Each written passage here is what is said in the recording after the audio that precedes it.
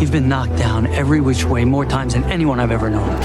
But you've also gotten back up more times, too. First, a really obnoxiously big two-part question about your overall journey with this series. When you first signed on the dotted line, agreed to make Cobra Kai, what single thing about the show were you most looking forward to doing? And ultimately, is there anything about having made 6 seasons that's just more creatively fulfilling than you ever could have imagined at the start? You know, at the start of it, the thing I was most excited about was I auditioned, we read The Kids, right? So Mary, Tanner, Sholo.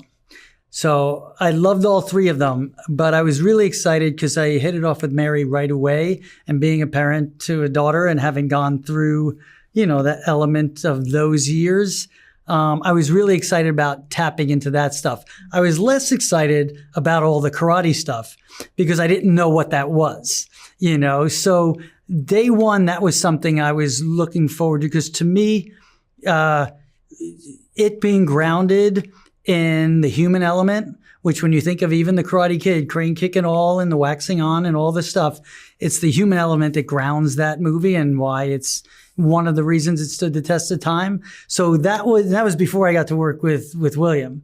The moment is when I first worked with William in our first scene we've spoken about, where it was just like, there's something here. There's something magic here.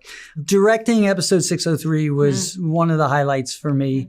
Working with Mary and Peyton in that scene, I think it was really a heartfelt forgiveness scene that I loved. Introducing Quan and Yoon, that was cool. That stuff, because I got to pretend to control my own destiny, even though there's 3 big showrunners telling me, you know, how they saw it as well. That collaboration was enriching and just beyond the expectation with the kids. They just how much they cared. Your last scene with Mary just like ruined me. I love that scene. Those tears feel so incredibly real. They were so, well, that's why I alluded to that at the start. So I've said this to her before. I don't want to waste too much time on this, but I've said this and she hates hearing it. No, she doesn't hate hearing it. I don't know if she could process it. I said, you've kind of, through this journey, not up until the last chapter, but say season 4 or 5, I say, you saved this show for me. And she doesn't understand that. But it's that same moment I said, I need those, you know, all the other stuff is awesome and it's exciting. The last 5, you know, it's truthfully Billy and I and that journey that's next level emotional. But during the bumps and bruises of who LaRusso really is and what he do, some of the stupid stuff he does where he should know better, where I'd be pushing and pulling with our 3 amigos. It was always the groundedness of the father-daughter thing that I said, I always have, this is true and honest. But then this last 5, everything's awesome. I love it. That's such a beautiful thing. I love that the 2 of you shared that. So now a very specific moment I have to touch on. 2 very specific line delivery questions, actually. First, I have to ask about Cobra Kai Never Dies. Like, what is it like for you? I guess I'm actually going to kind of ask the same question twice. What is it like for you finding the right tone for a line like that? So, like, it also feels true to Daniel in the moment, and he really owns it. Yeah. That was, I remember Josh directed that episode and we were, you know, there are those moments and them as writers, they're licking their chops, putting me in the black gi, me saying Cobra Kai. I mean, this is these 3 nerds from Jersey saying, someday we're going to get Ralph Macchio to say this and wear this. But so much has happened and so much growth, like every one of those 2 examples.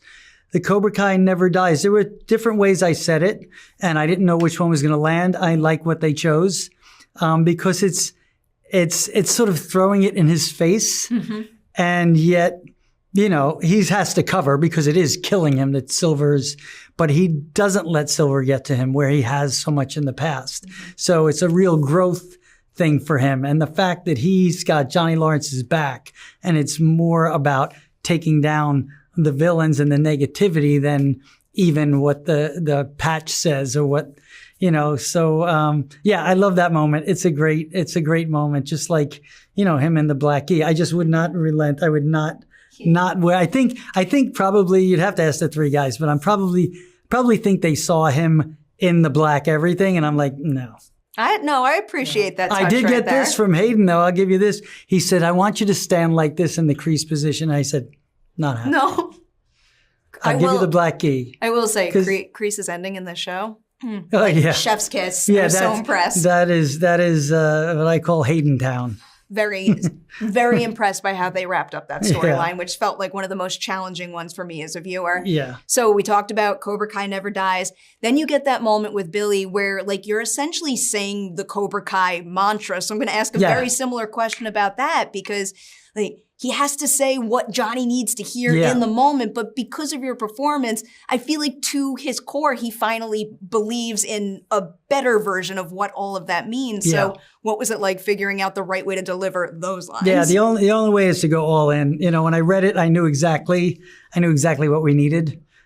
Just like when I walked out with the black gi, the camera, we had one shot. It was the end of the day. It was like, we're into overtime. We got to go. We got one shot. And I knew what that one shot is. And I knew how I had to present myself in it and have that sense of I am here for the greater good and this is bigger than me and my thought. This is about helping my neighbor, you know, my best friend. And so that moment is about going all in. I couldn't deliver that halfway. I had to, do LaRusso's version of, I've heard this. I understand this. It doesn't make total sense for me, but in this moment, you need to hear this. To that same point when he looks back and I say, take it down a notch and he has to step back and they're on his feet. That's the Miyagi-Do. He can't win without Daniel and Daniel couldn't, they needed each other. Your performances are all spot on in this, but you bringing that up is also making me think of like how good the editing, like the cutting in these final matches is just like top tier. That stuff's important. I mean, that's the first thing I said to Josh. I think it was Josh when I said because I was directing that episode when they were mapping out the outline for 15, and I said, I just don't come to me because I know these guys.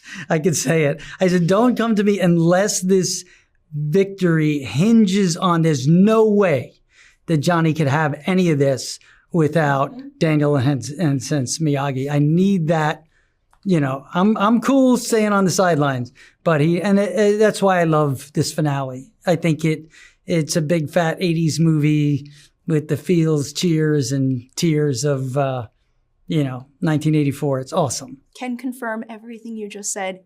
I'll say this to you many more times after this. Congratulations. Thank you, Perri. You don't often see a 6-season show stick the landing as well as this does. Well, the guys get a lot of credit for them. That's really them and listening to my abuse.